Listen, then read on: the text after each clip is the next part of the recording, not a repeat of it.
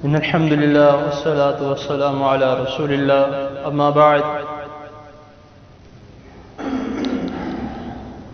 حضرات محترم،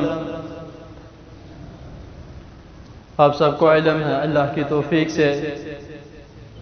اذان کے احکام و مسائل آپ کے سامنے اختصار کے ساتھ بیان کیے جا رہے ہیں۔ تو بات کو آگے بڑھاتے ہیں کہ اذان کے متعلق جو ہماری بات چل رہی تھی کہ اگر ہم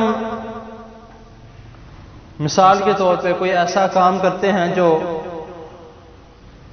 صرف اور صرف اللہ تعالیٰ کی رضا کے لیے کیا جائے، تو اس ظاہری سی بات ہے انسان کو خود علم ہوتا ہے کہ میں ایک کام کر رہا ہوں، میں کسی کے دکھاوے کے لیے نہیں کر رہا، صرف اور صرف اللہ تعالیٰ کی رضا کے لیے کر رہا ہوں،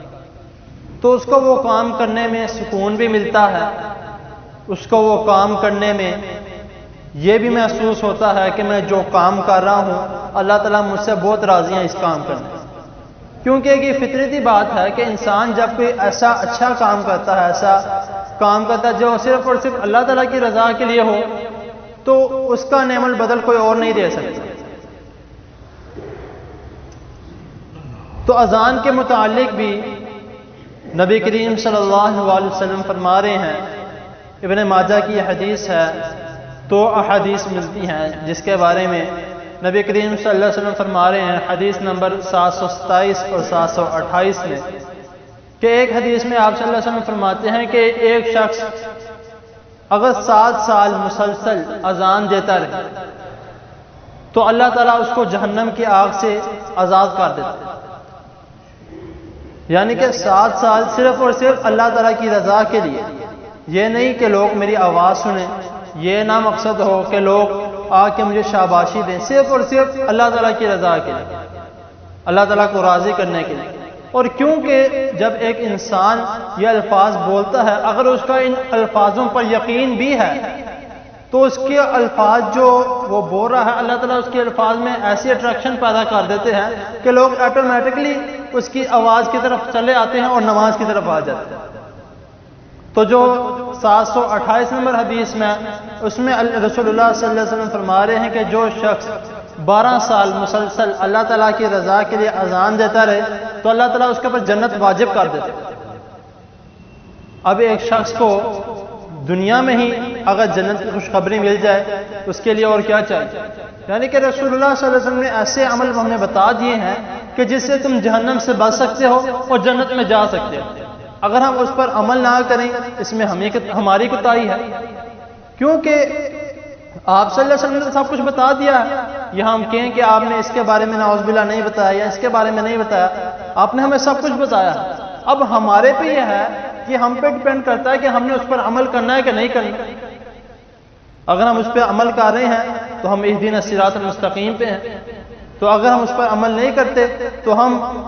اللہ تعالیٰ ہم سب کو بچا کر غیر المغضوب علیہم ولا الضالین پہ ہیں کہ جن پہ اللہ تعالیٰ کا غضب ہوا۔ تو ہمیں کوشش کرنی چاہیے کہ جو نبی کریم صلی اللہ علیہ وسلم نے ہمیں بتایا ہے کم از کم اس کے اوپر تو عمل کریں، اس کے مطابق ہم چلیں۔ ہم ہر ایک کا شوق ہوتا ہے، جس کا یہ دل کرتا ہے اذان دینے کا وہ اذان دے نہیں سکتا، کیونکہ وہ اس لیے دے نہیں سکتا کیونکہ اس کی طرف آنے کا رجحان نہیں ہوتا، وہ ایک بات سے شرماتا بھی ہے کہ میں اذان دوں گا، اذان دیتے ہوئے کس طرح کا لگوں گا۔ دین میں کسی قسم کی شرم نہیں ہے، یعنی کہ اگر آپ دین کو کسی کے سامنے بیان کر رہے ہو یا آپ نماز پڑھانے کے لیے آگے ہوتے ہو یا آپ اذان دینے کے لیے آگے ہوتے ہو، اس میں کسی قسم کی شرم کی بات نہیں ہے، کیونکہ اس میں صرف اور صرف کس ذات کا ذکر ہے، اس ذات کا ذکر ہے جس نے ہمیں پیدا کیا، ہماری توحید کا ذکر ہے۔ ہم اذان دیتے ہیں اللہ اکبر اللہ اکبر اشہد ان لا الہ الا اللہ، اس میں کس چیز کا ذکر ہے؟ اللہ تعالیٰ کی گواہی کا ذکر ہے۔ کس چیز کا ذکر ہے؟ رسول اللہ صلی اللہ علیہ وسلم کی گواہی کا ذکر ہے۔ اور کس چیز کا ذکر ہے کہ نماز کی طرف آؤ، تو آپ عبادت کے لیے لوگوں کو بلا رہے ہو، اس میں کوئی گناہ کا کام نہیں ہے یا اس میں کوئی شرم کی بات نہیں ہے۔ ہم کہ ایک دوسرے کو لطیفے سناتے ہیں، ایک دوسرے کے ساتھ مذاق ٹھٹھا کرتے ہیں، اتنا کچھ کرتے ہیں، ہمیں اس کی ٹینشن نہیں ہوتی، ہم جس طرح کے مرضی الفاظ استعمال کر لیں ہمیں کوئی اس کی ٹینشن نہیں ہوتی۔ لیکن جب ہم دین کی طرف، دین کے بارے میں ہمیں کچھ پوچھ لیا جائے، وہ کہتے ہیں یار میں اذان دیتا وہ کیسا لگوں گا، بھئی اللہ تعالیٰ نے اذان کے الفاظ دیکھنے، یا اللہ تعالیٰ نے آپ لوگوں کو یہ دیکھنا کہ کس طرح کے ادائیگی ہے، اللہ تعالیٰ نے یہ دیکھنا کہ انسان کی نیت کیسی ہے۔ انما الاعمال بالنیات مشہور و معروف حدیث ہے، آپ سب جانتے ہیں کہ اللہ تعالیٰ نیتوں کو جانتے ہیں، سب کے سارے اعمال کا دور و مدار نیتوں پر۔